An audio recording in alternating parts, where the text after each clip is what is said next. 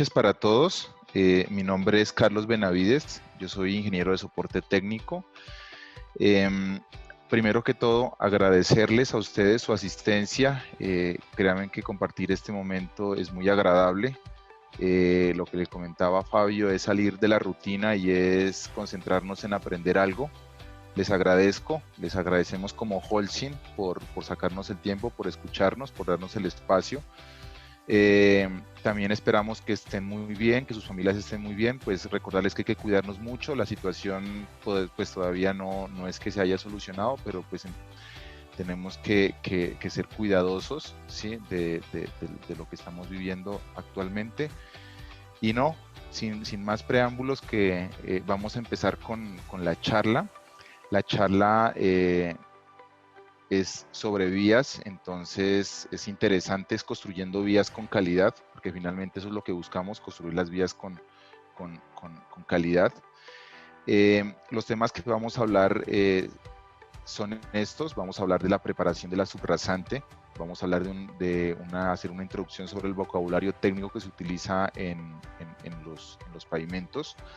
Vamos a hablar de construcción de bases, sistemas de colocación del concreto, colocación de dovelas y aceros de amarre, ¿sí? Hay muchos temas que no son nuevos para ustedes, pero sí queremos que de una otra manera con esta charla aclararles por qué se utilizan, para qué sirven, ¿sí? Vamos a hablar del vaciado, del acabado y el texturizado, de la protección, que es muy importante, protección y curado del concreto, y algo que en los pavimentos es importante y bastante clave, que es el corte y el sello de las juntas, ¿sí? Entonces, cuando hablamos de pavimentos rígidos, estamos hablando de pavimentos con juntas, ¿sí? Entonces son todos aquellos pavimentos que se construyen en concreto rígido.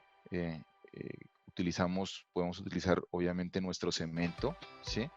Es lo que vemos, como vemos aquí en el registro fotográfico, en las obras de Transmilenio, en las calzadas de Transmilenio, en las calles que tenemos en los barrios, ¿sí? Todo eso es concreto rígido. Como vocabulario técnico, entonces, ¿a qué se denomina pavimento? Cuando escuchamos la palabra pavimento, pues el pavimento finalmente es un conjunto de capas que se construyen técnicamente para proteger la subrasante. ¿Y qué es la subrasante? Es el terreno natural. Entonces aquí vemos una imagen de lo que es un pavimento, ¿sí? Entonces cuando nos hablen de pavimento, pues digamos que ese es el significado del concepto como tal. Las losas de concreto, ¿sí? Como en este caso podemos mirar aquí en la imagen, absorben el 90% de los esfuerzos aplicados a la superficie. Es decir, si pasa aquí un vehículo, un camión cargado, el 90% de esa carga la va a recibir la losa y el resto, el 10%, es lo que van a soportar las capas de apoyo, que son la base, la subbase, y pues finalmente eso es lo que le va a llegar al terreno natural. ¿Qué es subrasante? Entonces, como les había dicho, cuando les hablen de subrasante, es lo que resulta de la explanación, es lo que resulta del corte como tal, es el suelo natural, ¿sí? Eso es la subrasante. ¿Y qué son los granulares tratados? Los granulares tratados se consideran todos aquellos que son producto de la explotación, del transporte, lavado y cribado de un depósito geológico. Entonces, estos granulares tratados son los que utilizamos, digamos, en las bases o en algún mejoramiento que haya o sea necesario realizar, ¿sí?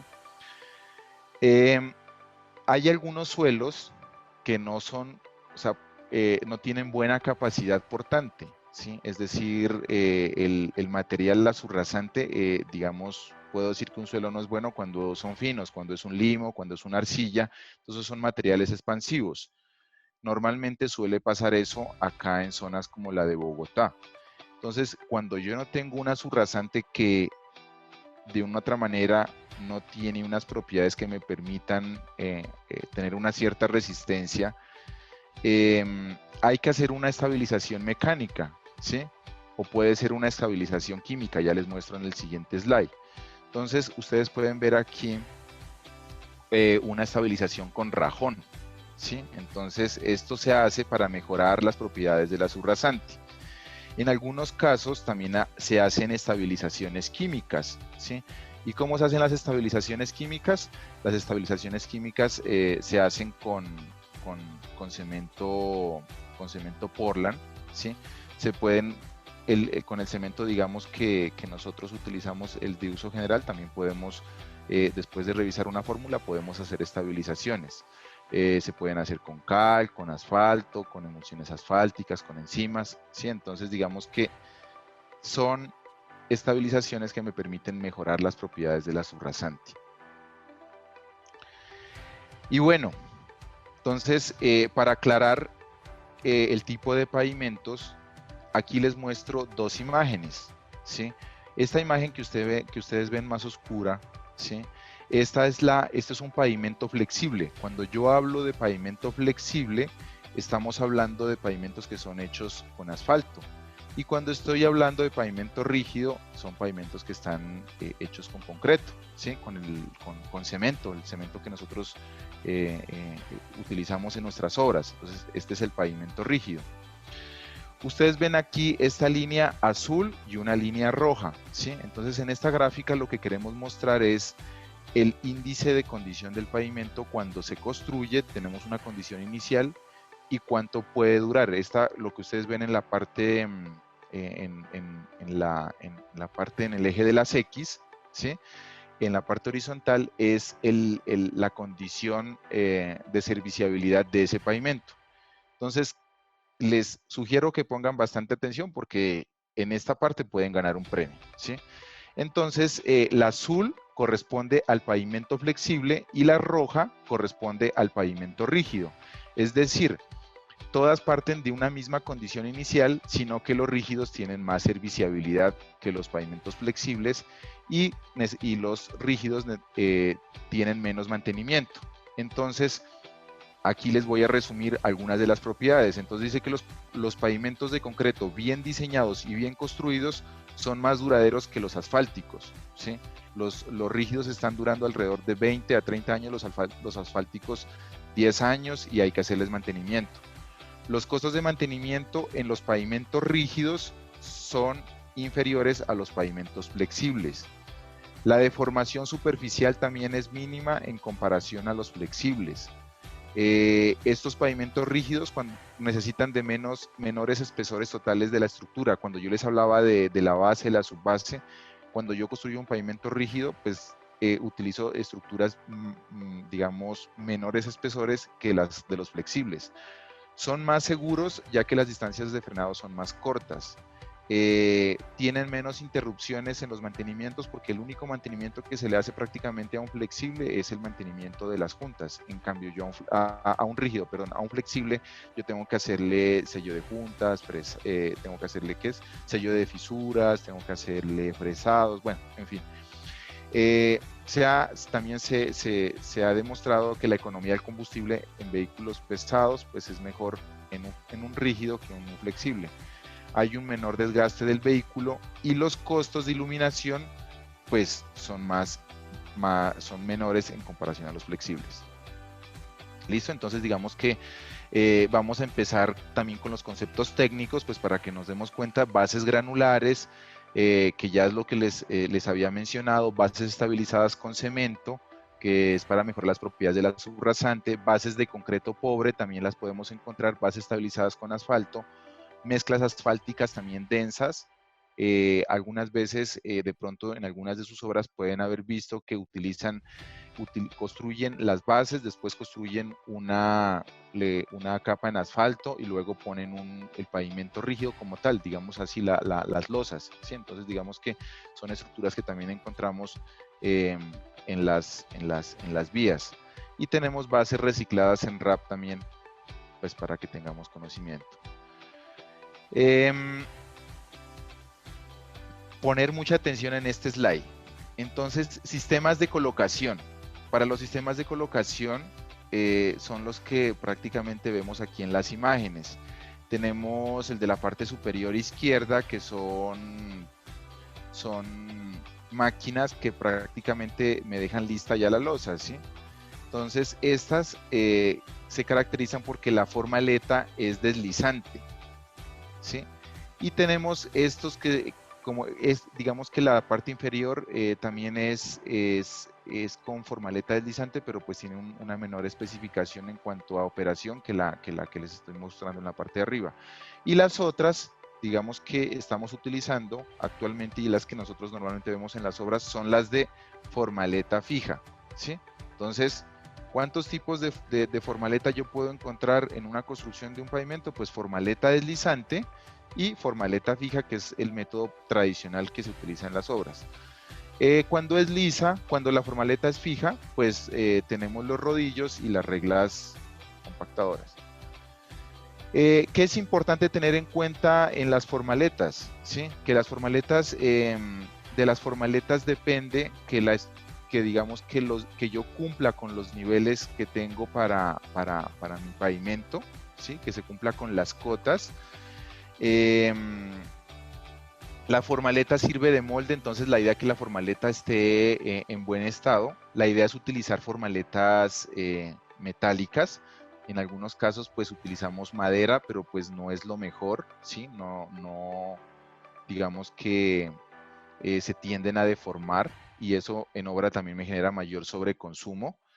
La formaleta debe resistir el peso de de los equipos, o sea, del rodillo, de las reglas vibratorias, ¿sí? Y también debe resistir la vibración del concreto. Y pues lo que les había comentado del estado de la formaleta depende que se cumpla con los espesores y la regularidad del pavimento. Aquí les tenemos, esto es prácticamente un desglose, digámoslo así, de las especificaciones que debe cumplir una formaleta fija, que es la que normalmente utilizamos en las obras, ¿sí? Bueno, vamos a hablar del tema estructural de los pavimentos, ¿sí? Entonces, esta barrita que ustedes ven en la imagen de la parte inferior vienen siendo las dovelas, que son las que se encargan de realizar la transferencia de carga. Entonces, un pavimento, digamos, para una calle, para una vía, debe llevar estas dovelas. ¿Cuál es la función de estas dovelas? Estas dovelas, como ustedes ven en la imagen, si aquí pasa un vehículo, al aplicar carga en la primera losa, pues la losa de al lado no le está ayudando en nada, ¿cierto? Entonces, acá se utiliza esta dovela para cuando el vehículo todavía no haya pasado a la siguiente losa, la losa contigua me ayude a resistir esas cargas que se le está aplicando. ¿Qué pasa si yo no utilizo dovelas? Pues el pavimento se me va a deteriorar muy rápido y se va a formar un tema que se llama, para que tengamos claro, el fenómeno del bombeo. No sé ustedes, cuando esto pasa tanto en los pavimentos como en los adoquines, si han tenido la oportunidad a veces de caminar por un adoquín y de repente le salpica agua. ¿Qué pasa?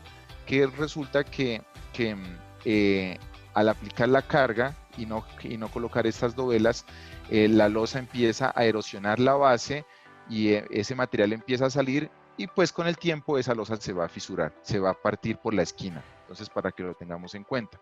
Si nosotros estas dovelas no las instalamos correctamente como especifican los planos, que debe ser en la parte, en la mitad de la losa, a una distancia que especifican en los diseños, pues voy a tener una serie de patologías como son desprendimiento, fisuración, transferencia de carga. Cuando les hablo de patologías es como la enfermedad del concreto, y vamos a tener unas charlas de patologías también aquí en este ciclo con ustedes. Patologías es algo malo que le puede pasar ya sea a la estructura como tal o al concreto donde yo coloqué, digamos, la estructura donde yo coloqué ese concreto.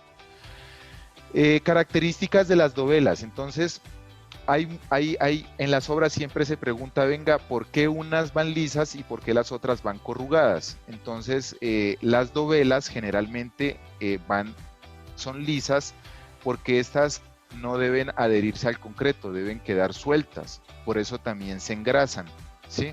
Entonces, digamos que las dovelas cumplen la función de transferir carga. ¿Y por qué el otro refuerzo es corrugado? Pues porque resulta que ese es el de amarre, ¿sí?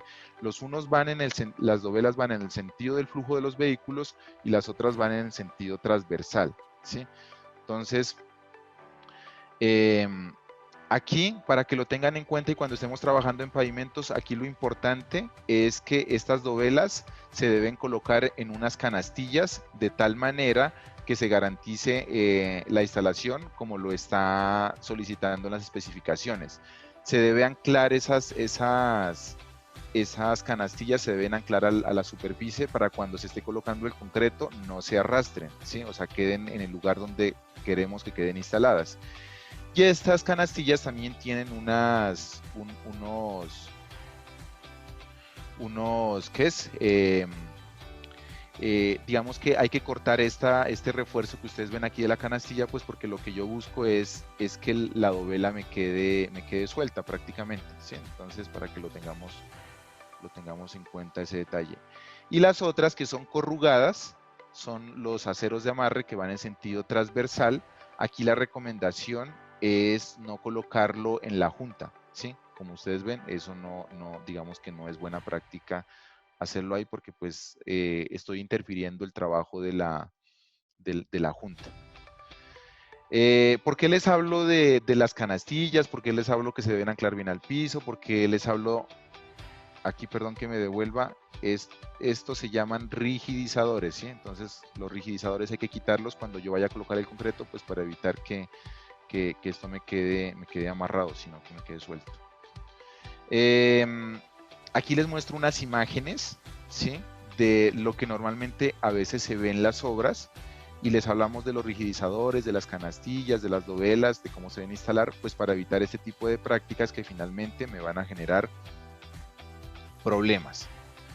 ¿Qué es importante? Hablando con Fabio, me dice que aquí nosotros tenemos, digamos, un público que trabaja en obras, trabaja en infraestructura, hacemos locativos, ¿sí? Sin embargo, independientemente de la labor que desempeñemos, siempre es importante tener en cuenta las especificaciones de un concreto.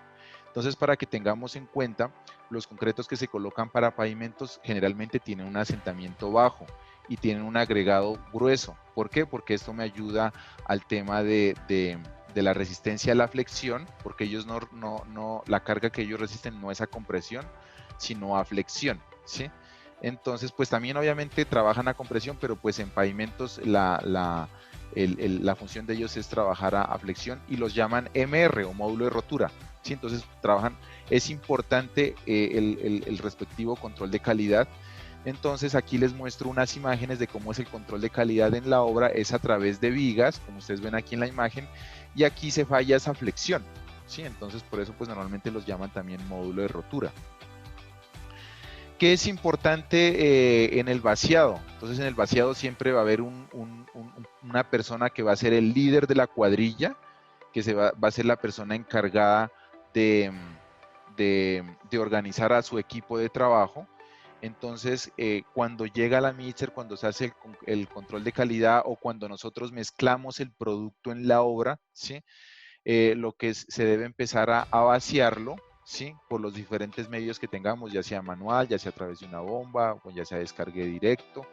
Debemos evitar que el concreto, como generalmente tiene asentamientos bajos y tiene un agregado grueso, entonces lo que se debe hacer es extenderlo de manera uniforme, no dejar que se llene solamente un sector, porque pues va a ser más complicado extenderlo y va a exigir más los equipos, ¿sí? ¿Qué es importante también? El tema de la compactación. ¿Por qué es importante la compactación? Porque lo que hago es retirar ese aire que de pronto se me forma, es lograr una mejor acomodación del concreto para que sea más resistente. Recomendaciones en este tema, trabajar con el concreto es arduo, es un trabajo duro y por eso yo los admiro a todos ustedes, sí, es un trabajo duro. Entonces, a veces que vemos que cuando la gente está cansada utiliza el vibrador para extender el concreto y digamos que eso es una mala práctica porque yo lo puedo segregar. Segregar es separar la pasta de los agregados. Eso también le vamos a hablar en patología, en lo que queda del ciclo, ¿sí? Aquí en pavimentos, este rodillo me genera una vibración, una compactación superficial y el vibrador lo que hace es compactarme las capas en lo más profundo digamos, de la losa, ¿sí? Posteriormente, digamos, al vaciado viene el enrace, que lo hago como ustedes ven aquí con el rodillo. El enrace de una otra manera ya me está dando un primer acabado, ¿sí? También lo puedo hacer con la regla vibratoria, como ustedes ven en la parte de abajo. Ya estas reglas tienden a desaparecer, pero pues todavía se siguen utilizando. Aquí lo importante es, digamos, como recomendación para garantizar la vida útil de estos equipos, es darles, obviamente, operarlos de acuerdo a las especificaciones y el manual de uso como tal de las reglas o el rodillo. Hay que evitar que el concreto, digamos, vaciar el concreto sobre la regla, pues o sobre el rodillo, porque lo va a exigir y eso me va a generar problemas, ¿sí? Después del rodillo viene un proceso que se llama el flotado, como ustedes ven aquí en la imagen, en la parte superior. En el flotado se le aplica un producto que son los retardantes de evaporación, ¿sí? Esto lo que hace es una etapa ya prácticamente también de que se inicia a curar el concreto para que no se le vayan a formar fisuras. Entonces en el flotado se aplica el retardante de evaporación, ¿sí? Posteriormente al flotado hay que empezar con los procesos de microtexturizado y macrotexturizado. Entonces, ¿qué pasa si nosotros dejaríamos el pavimento solamente con el flotado? No le daríamos nada más. Pues va a pasar un fenómeno que se llama el hidroplaneo. No sé, de pronto algunos de nosotros cuando estamos conduciendo, está lloviendo, la vía está muy lisa, pues ¿qué vamos a hacer? Nos vamos a estrellar, si nos vamos a accidentar. Entonces, digamos que estas actividades, por eso quiero que le pongan bastante atención, porque este tipo de actividades son las que van a garantizar la seguridad de nosotros los usuarios. Entonces, el microtexturizado lo que hace es aumentar la fricción de los neumáticos del vehículo y la superficie del pavimento, es el micro. Y el macro texturizado lo que va a generar es, que se hace con este cepillo como se muestra acá, es generar los canales por donde va a drenar el agua cuando esté lloviendo o cuando yo tenga agua sobre la superficie, ¿sí? Entonces esto va a hacer de que drene el agua y no se me formen láminas de agua, pues que me va a generar el hidroplaneo y pues posteriormente viene la consecuencia, que es el accidente, ¿sí? Entonces aquí vemos unas imágenes del microtexturizado. Generalmente se hace con tela de yute, ¿sí? Y aquí la idea es que lo hagan de manera uniforme para que no se les forme como se ve aquí en la imagen, que se ve como unas ondulaciones. Entonces, ustedes, lo que yo siempre les he dicho, pueden utilizar el mejor producto, pueden utilizar todo lo mejor. Finalmente, esto es lo que se va a ver, o sea, esto es lo que va a quedar en la percepción de los usuarios. Entonces, son actividades que, aparte de que me van a garantizar seguridad, pues son las actividades que me permiten, de una otra manera, también valga la redundancia, hacer que lo que yo hice se vea bonito, ¿sí? Entonces, digamos que el cepillo metálico también tiene unas especificaciones como las que ustedes ven aquí en la imagen. En algunos proyectos yo he visto que utilizan escobas o utilizan esos cepillos que utilizan en la agricultura, pues digamos que no son los más recomendables. Hay que utilizar un cepillo que es normalizado, como el que ustedes ven aquí en la imagen. La idea es que la persona que haga esta actividad tenga un ángulo, ustedes ven aquí entre la superficie y el que se forma con la baranda con la baranda con la que lo manipulo, debe ser un ángulo aproximadamente de 45 grados. ¿Esto por qué se dice que debe ser de 45 aproximadamente? Pues para lograr que los surcos que yo estoy haciendo con él sean uniformes. Si yo lo levanto mucho, pues créanme que voy a marcar los primeros, van a ser más profundos que los otros, o si no lo levanto, no lo levanto, pues los primeros no van a quedar tan profundos como se requieren, ¿sí? Posteriormente a esta actividad viene el tema de cuando estoy haciendo el tema del macrotexturizado, ¿sí? Entonces, para que tengamos claro, primero se hace el microtexturizado, después se hace el macrotexturizado, ¿sí? Entonces, cuando se haga el macrotexturizado, yo tengo que ir marcando por dónde voy a hacer las juntas, ¿sí? Entonces aquí, como ustedes ven, levanto 2 cerdas del cepillo. Pues ¿por qué lo hago así? Porque resulta que si yo dejo no levanto estas cerdas, voy a debilitar la junta cuando esté haciendo el corte. Entonces tengan en cuenta este detalle. ¿Qué es importante después de haber hecho todo eso? Pues darle una buena protección y un buen curado al concreto mínimo durante 3 días, me dice la norma, ¿sí? La norma me dice, perdón, 7 días como mínimo, y si es posible 10 días, ¿sí? Entonces el curado se puede hacer con el retardante de evaporación, que es clave, que es en el proceso de flotado, y aquí digamos que, como ustedes ven en la imagen, se utiliza también el antisol, ¿sí?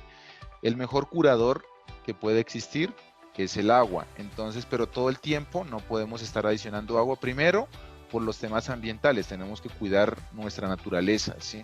Entonces tenemos que buscar mecanismos para tener hidratado el concreto sin necesidad de estar todo el tiempo adicionándole agua o rociándole agua. Entonces, ¿cómo lo hacemos? A través, ustedes ven aquí en la imagen de la parte inferior, utilizando plásticos de polietileno, ¿sí? Ustedes le echan agua, lo tapan, y digamos que eso les ayuda a conservar la humedad. El concreto, como ustedes saben, cuando él se está fraguando, genera calor.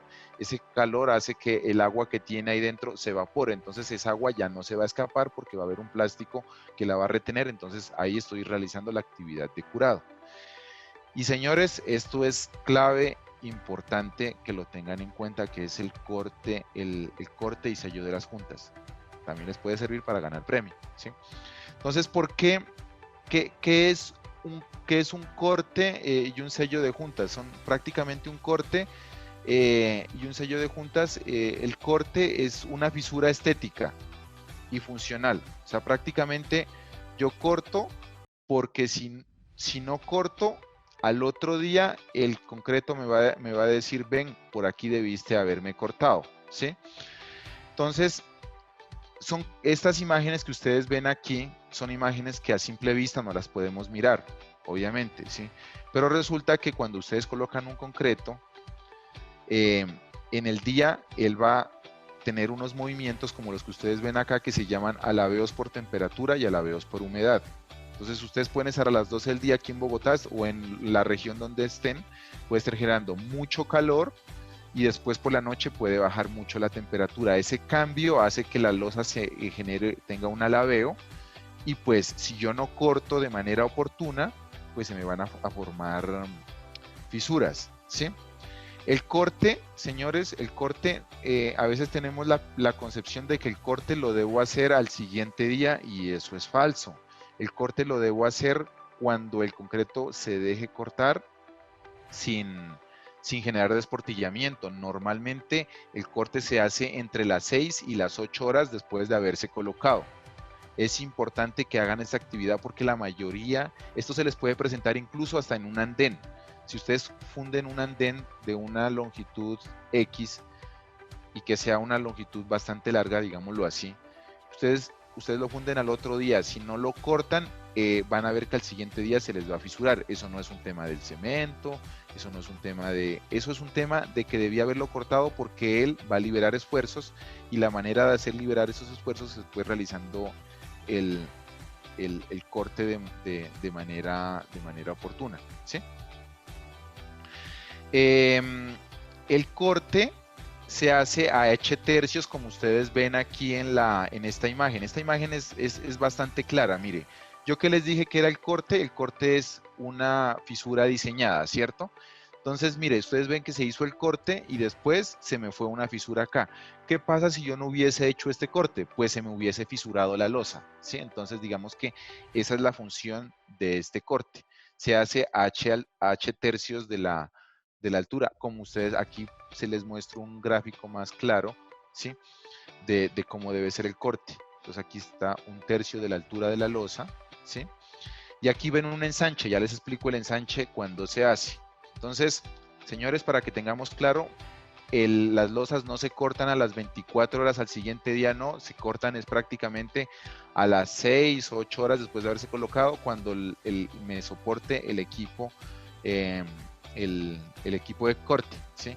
Hay que tener en cuenta una cosa que sí es bastante relevante, es de que deben tener un disco que sea para concreto, ¿sí? O sea, porque hay diferentes discos, entonces desear un disco apropiado con el material que yo voy a cortar. Algunas veces preguntan, venga, no tengo un diseño, yo quiero hacer aquí un patio, yo quiero hacer unas dilataciones, yo quiero que esto no se me fisure, ¿qué recomendaciones me dan? Entonces tengan en cuenta estas recomendaciones. Dice que la longitud de la losa no puede superar 25 veces el espesor del pavimento, para que lo tengan en cuenta en sus cálculos. Que la relación longitud losa, ancho de la losa no debe ser 1 a 1.25, ¿sí? Y otro aspecto importante es de que cuando ustedes van a colocar un pavimento y encuentran un pozo de esos de las alcantarillas que se llaman pozos de inspección, hay que reforzarlos. Si yo no lo refuerzo, el concreto después la losa se me puede fisurar, ¿sí? Y posteriormente al corte, yo hago un sello de juntas. El sello de juntas, ¿qué significa? Retirar el material que se me acumuló aquí en la junta. Entonces es importante que para que ustedes tengan en cuenta, el concreto, cuando él está fraguando, él me experimenta cambios volumétricos. Esos cambios volumétricos son bien marcados, digamos, hasta los 7 días y después empiezan a descender.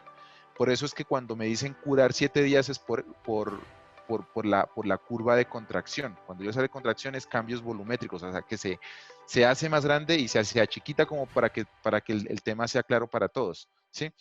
Entonces, ¿qué pasa si el concreto está experimentando cambios volumétricos? ¿Y qué pasa si se me acumula material o piedritas aquí dentro de las juntas? Pues el concreto se me va a fisurar, ¿sí? Entonces, por eso hay que garantizar que esas juntas estén limpias.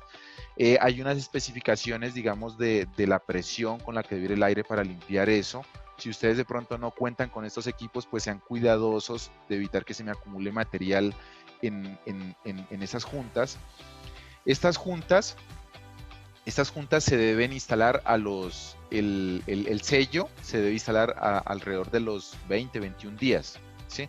¿Pero por qué es alrededor de los 21 días? Pues porque resulta que a los 21 días el concreto ya de una otra manera deja de experimentar cambios volumétricos o lo sigue teniendo, pero ya no son significativos, ¿sí? Entonces, se estima que entre los 21 días, en algunas obras a los 28, se estima que esta abertura es la máxima que yo voy a tener, ¿sí? Entonces ahí es donde yo coloco el sello. El sello normalmente se recomienda colocarlo a una hora del día donde las temperaturas no sean estables, o sea, no debe ser el mediodía, pues porque el concreto por el calor se tiende a dilatar, que sean horas en donde yo tenga una temperatura normal, ¿sí? Posteriormente, digamos que ya tengo aquí en resumen un pavimento con el sello de las juntas. El